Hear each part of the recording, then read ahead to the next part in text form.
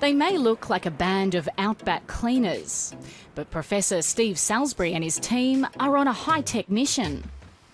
They've travelled to a remote beach 50 kilometres north of Broome to document a prehistoric legacy. So let's see how this one's going, Phil. So that whole platform behind us is covered in dinosaur tracks.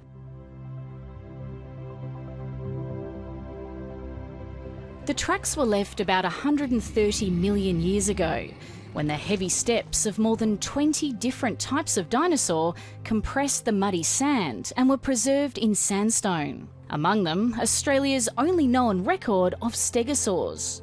From the spacing of the tracks, it's thought some of the dinosaurs were up to 30 metres long. When you're on the ground, you just get overwhelmed with all the tracks. You can't really see what's going on. You can't easily match them up. So you get the drone up above it, it's much, much clearer what's going on. So that's how we start to map these track sites. And once that's done, then you can go back on the ground and truth it all and make sense of it.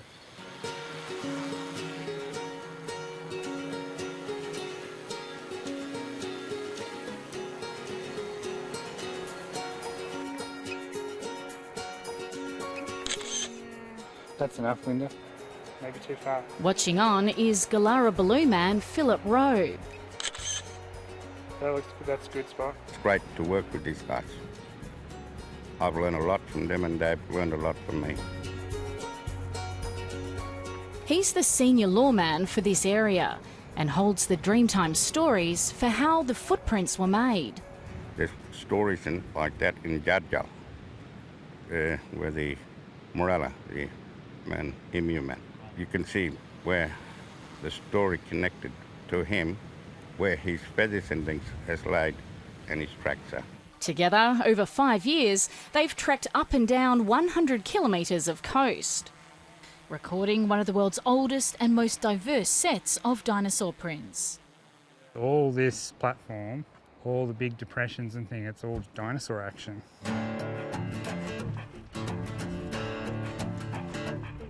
The team's drawn on technology never before used in paleontology to record the tracks in 3D. We've developed this device, which is called Zebedee.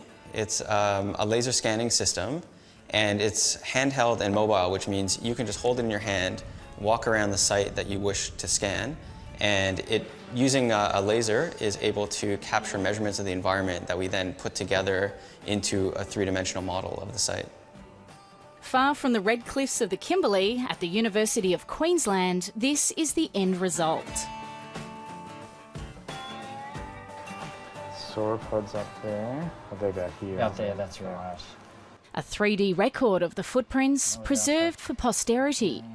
I think that third one does extend a little bit further. So now we can start to map each of the individual trackways and start to get information about how big that dinosaur was, how fast it was moving.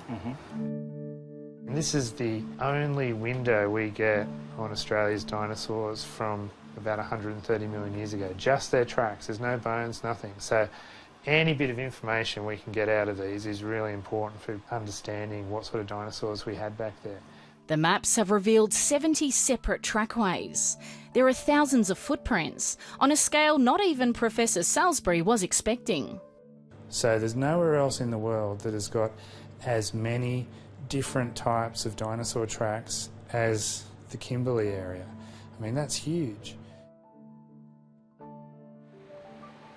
It's pioneering science, but the dilemma remains, what should be done with the maps? So this is beautifully where the Broome sandstone rock comes, is very obviously there on the coast. Jan Lewis is among a group of passionate locals who formed the Dinosaur Coast Management Group. They're campaigning to protect the fossils. Any additional movement of sand caused by development, for example by a marina, could destroy them forever. And then of course there's the potential for idiots to come and try and steal them and remove them. There was a case earlier this year where 7, 8, 9 drunken backpackers from overseas were seen heading down the beach at dusk with a spade, saying they were going to dig them up. In the mid-90s, the theft of a footprint made national headlines. The rare footprint was removed from rock at Crab Creek near Broome with an angle grinder. Galarabaloo man Philip Rowe remembers the day his family realised that a footprint was missing. And I went down and I seen Toyota truck. I said, what's this? And there was a long cord that runs, electrical cord, and you can see where they've cut the tracks. The stolen footprint was retrieved and returned to its place on the beach. But it led many locals to become secretive about their locations. Now, with the trackways fully mapped, that might all be about to change. You'll probably have thousands more tourists coming to Broome to look at these dinosaur tracks because it's world-renowned. And we'll be behind the 8 ball. Tour guide Bart Pigram is a Yarroo man who says protection plans are urgently needed as interest grows in WA's dinosaur coast.